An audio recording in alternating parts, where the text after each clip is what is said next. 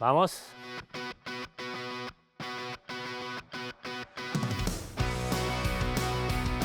"1,000 Miles of Sebring" is the name of our first round of WEC Championship in 2022. 8-hour time limit. This is practically our race distance, real race distance. I know in the regulation it says 1,000 miles or 8 hours, but practically for us it's impossible to do in 8 hours 1,000 miles, so for sure it's 8 hours. You never know how many laps you will do in this period, but you know that after 8 hours you will see checkered flag. Here we have a track map, and this map we have always in the car. It's not that we forget where to go, but it's just to communicate easier with our engineer. 17 turns. Often for the race driver, circuit has less corners than looks on the map, because some of the corners are indicated there, but they are not corners for us, they are flat out, so most of the times we have actually less to do than 17 corners. 6.019 kilometers is the track length of Sebring, very bumpy track. It's so long, I didn't know, I was not expecting it so long. 268 laps. This is a number indication of what it can be, the race distance, but to be honest, in endurance racing, it's impossible to predict.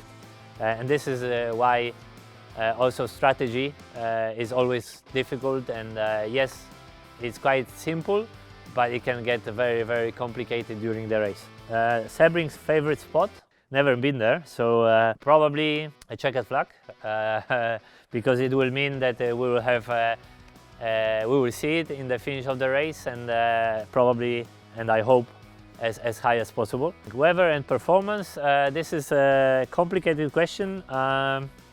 Weather, it can be quite hot for this period of the year and quite humid, so I think it will be very hard race from physical aspect, because here in Europe we have quite, of course, cold winter.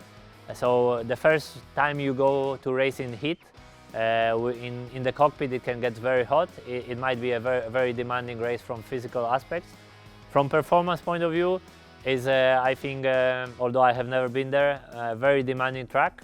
There is a lot of bumps, a lot of low speed corners, so you will fight quite a lot with the car, and traffic. Which in endurance races is very tricky, especially in the narrow sections of the track. It can be very, very demanding. 1952, in March 1952 is a 12 hours race, first time. I was curious when in March, which day in 1952, so it will be 70 years actually. It's a long history. It looks like the track has not been resurfaced from that period. It's very bumpy, but yeah, this is a typical, I think that's nice. It will be challenging and I'm looking forward. Sebring pit stops. Pit stops is actually very important part of endurance racing. First of all, because of course you can win and lose a lot of time.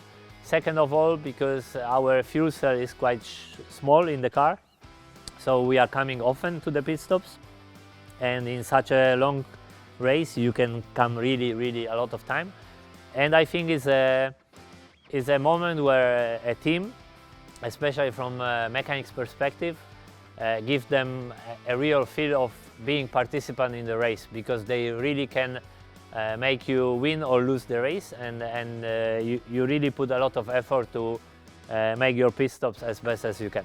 Of course, during the test we did practice the pit stops, but there is always a big difference between let's say testing or practicing the pit stop during the test, and in the races there is adrenaline, there is other cars, you are never sure what will happen. So it will be very interesting, and I think this will be a real test for our guys, and yeah, I hope they will do a good job and they will enjoy. Sebring, a permanent track. The race tracks, you can divide them into different categories, or even three. Permanent tracks, so that they are always used as a racetrack. Street circuits, which actually we don't have in WEC, but Le Mans is a kind of mixture. We are using a part of permanent track, but also big part of normal roads, which are used until the day before, and actually during the week of the Le Mans the roads are open in the evening or in the days where we are not using the track. So of course this reflects a lot on the technical aspects of the setting up the car, but also as a drivers you find different grip levels depending on where you are. But Sebring actually is a very particular permanent track because it's very, very bumpy. A Sebring is a kind of old school.